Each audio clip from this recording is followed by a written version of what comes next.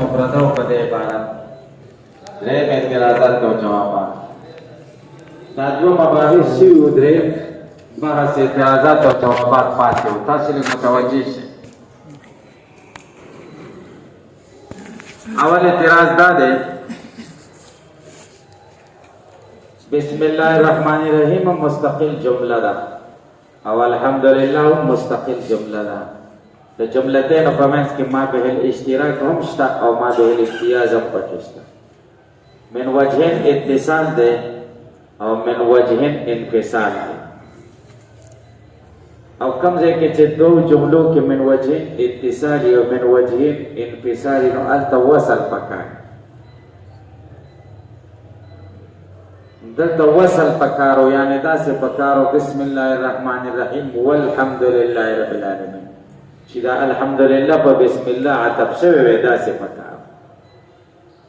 تاسو به جواب وکړئ چې عطف یې ونه کړ ولې ځکه تسمیه هم مستقل عبادت دی او حمد هم مستقل عبادت دی او که عطف یې کړی نو معطوف خو د معطوف علیه تابع وي نو بیا به چا ویل چې تسمیه مستقل عبادت دی او حمد د تسمیه په تابعیت کې عبادت دی او که داسې دی نو بیا عبادت دی. لکه به پوه شئ.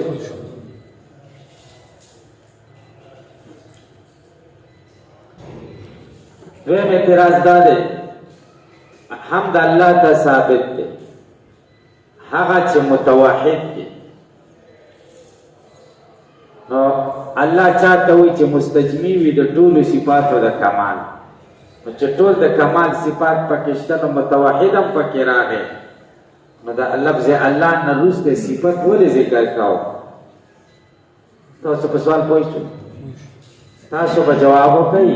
چې دې خبرې ته اشاره وکړه لکه څنګه الله تعالی مستحق د حمد په استحقاق ذاتی سره هم او په استحقاق وصفي سره هم الله تعالی په استحقاق لکه د دروازه مو بندو مړه بس کار نه مباسي کلاوي پرېدا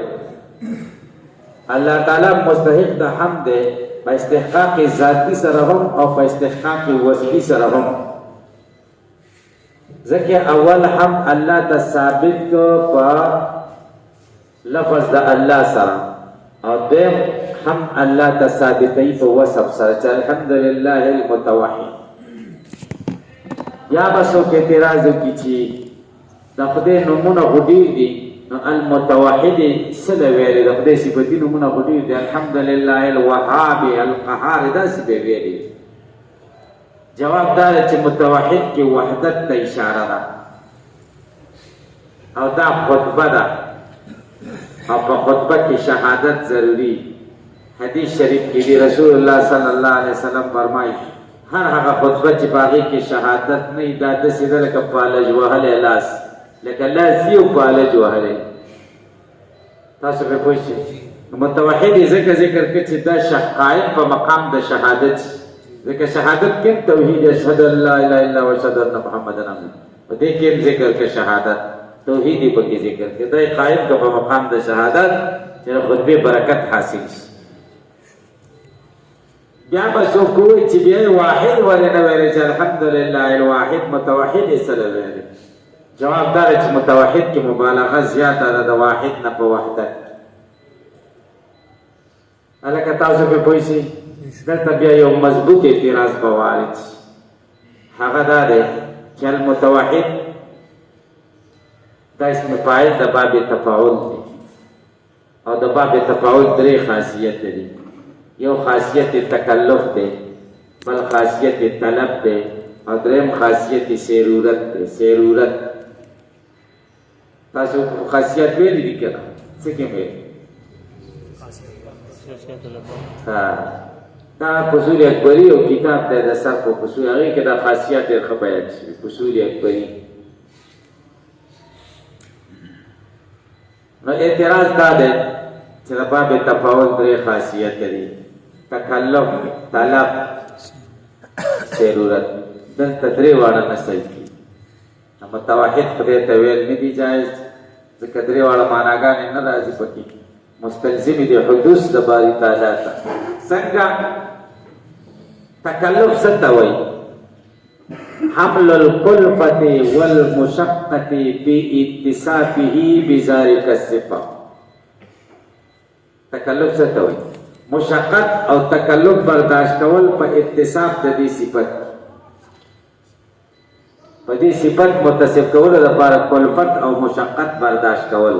دې ته په زور دا صفت شته پکې نه،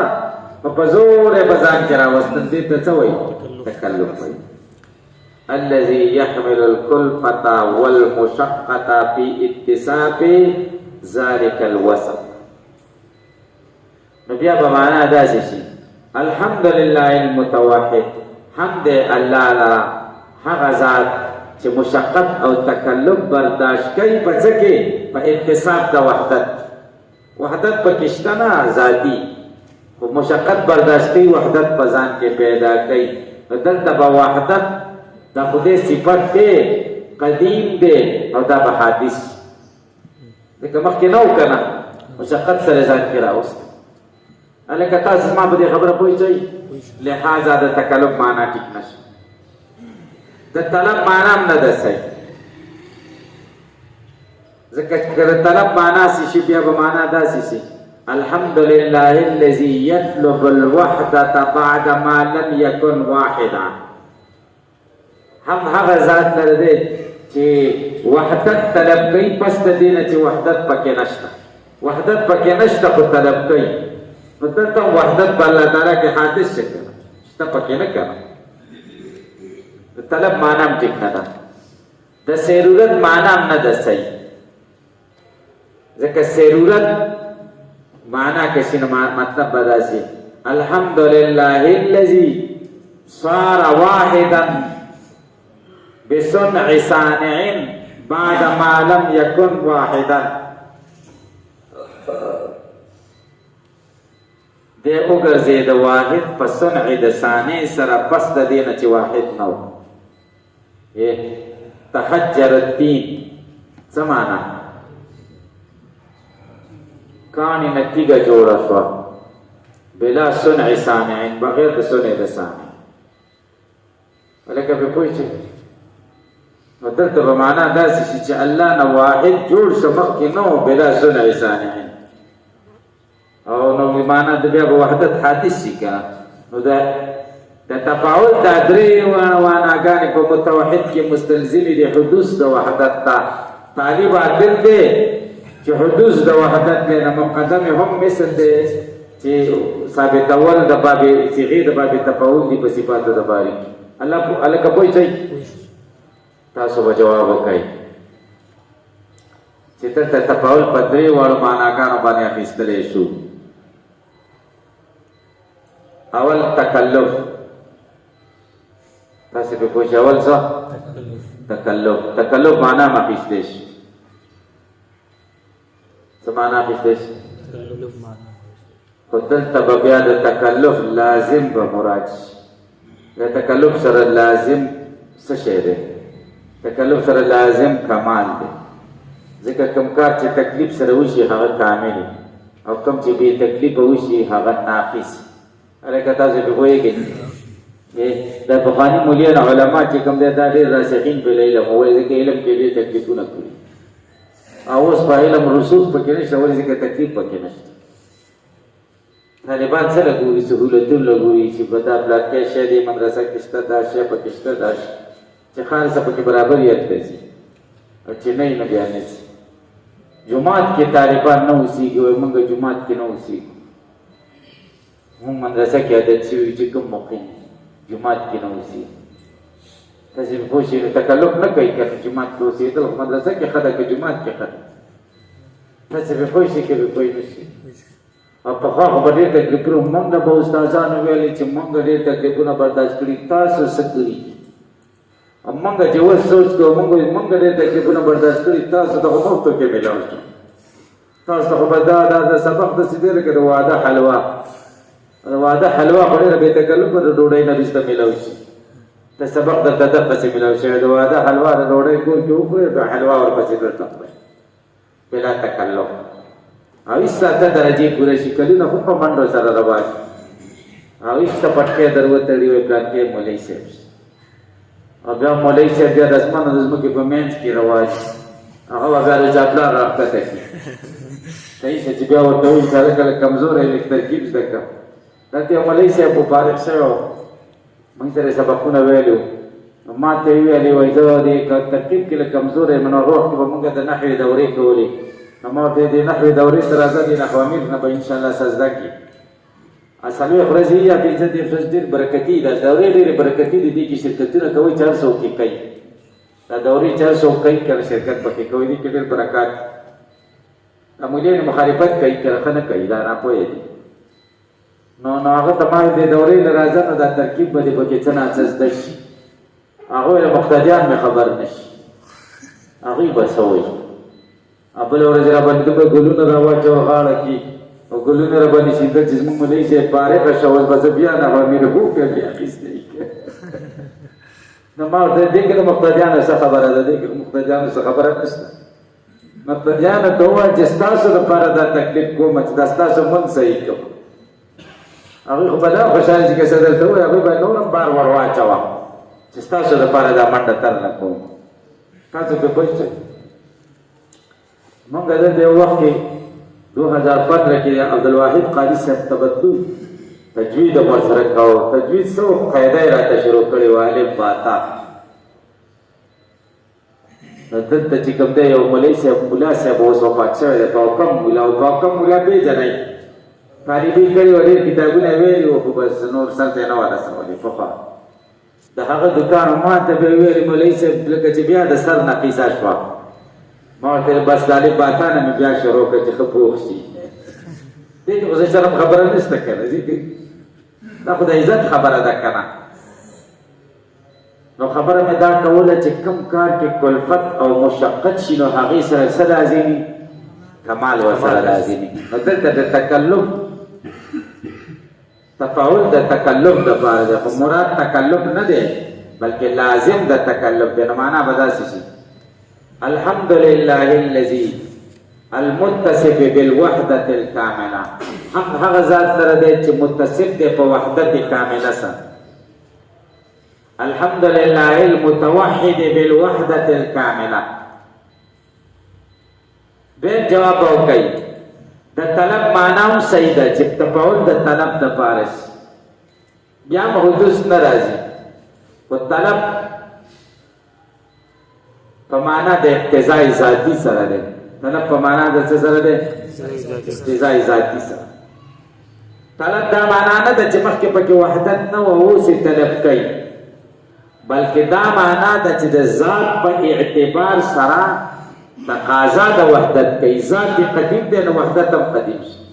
لکه په پوه نه شئ اقتضاء ذاتي باندې پوه شئ ذات یې تقاضا د څه کوي وحدت کوي چې ذات د کمې نه دی نو وحدت هم ورسره دی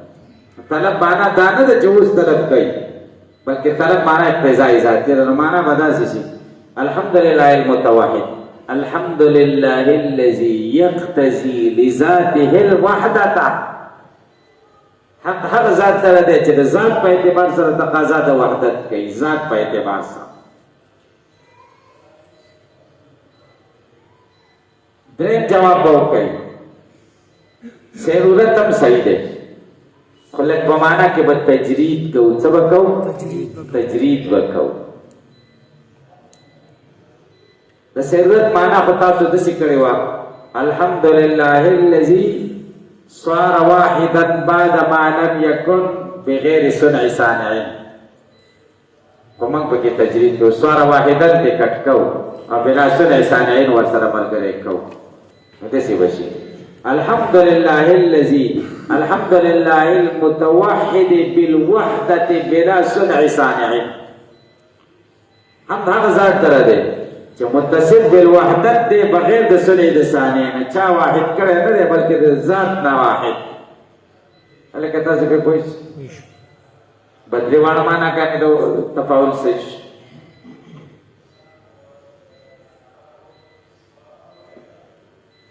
حمد هغه ذات لره دی چې متصف په وحدت کامله دی حمد هغه ذات لره دی چې تقاضا د وحدت کوي په اعتبار د ذات سره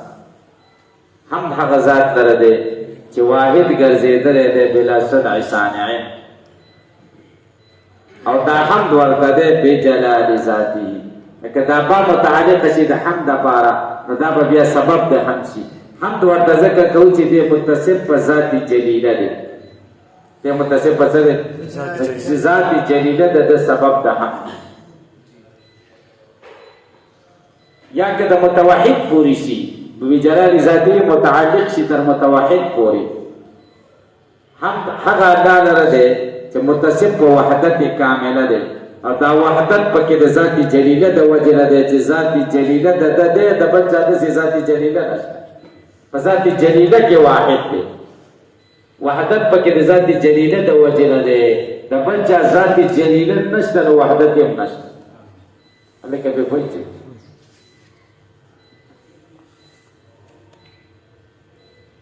بیا تاسو ته ما ویلو جلال ذاته و کمال صفاته د دواړو ځایونو کې جلال او کمال دا صفتونه دي خو مضاف شوي دي موصوف ته دا د قبیلې د اضافت د صفت نه دي موصوف ته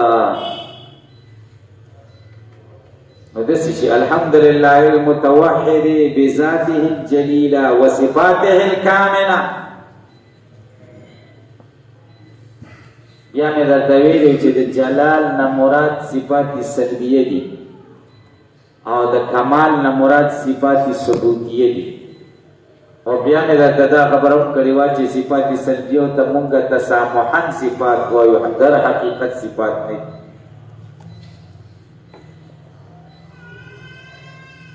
نو بیا اعتراض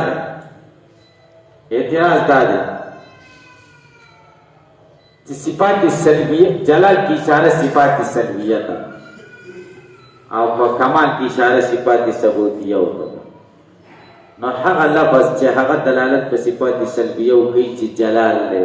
هغه ولې مقدم په هغه لفظ چې هغه دلالت په صفات وجودیه وکړي ثبوتیه وجود اشرف دی ایجاب اشرف دی د سلب نه ولی اشرف دی ځکه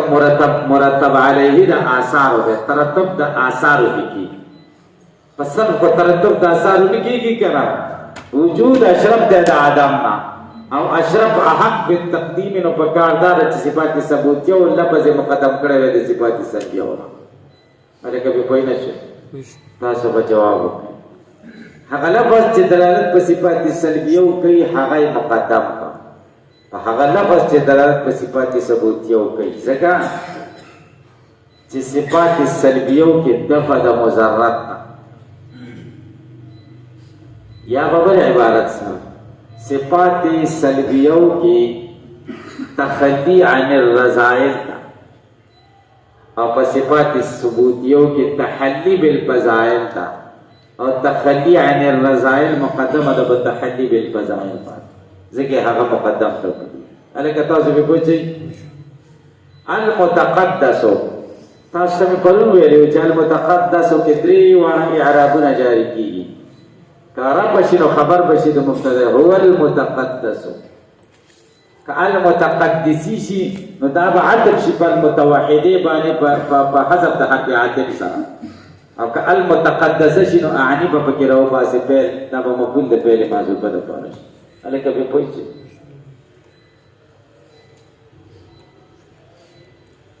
باندې ځایونو کې درې عبارتونه درې وانه اعرابونه جایز دي کوم یو چې وایي هغه المتقدس کې هم دغه اعتراض ده د تفاعل باب والا تکلف او طلب او ضرورت او دغه جوابونه دي ځکه المتقدس هم د خدای صفت دی او باب تفاعل نوت الجبروت یلکانو دا باز اوزان داسې دي چې هغه دلالت په عظمت او مبالغه کوي لکه جبروت شو لکه لاهوت شو لکه ناسوت شو دا د فعالوت اوزان دي د چا یا لکه رغبوت شو تاسې به پوه شئ دا د مبالغې اوزان دي په صفتونو د لویۍ کې ډېرې لویۍ کې جبروت ډېره لویي او شواهد نقص هغه لا یلیق بشانه هغه صفاتونه چې د خدای د شان سره د مناسب او خلق ورپورې تړي. والصلاة علی نبی یا لکه تاسو شپږمې درجې ته رارسېدلي یئ. الصلاة کې چې کومې خبرې دي چې په څلورو معناو سره راځي او نبی څه ته وایي او د نبي او د رسول په منځ کې څه فرق دی، هغه خبرې که ستاسو خوښې زه به نه کوم، وکړم هسې چټي خبرې دي. تاسو دې کتابونو کې هم شته او ملایانو د ستاسو سرونه خوږ کړي دي.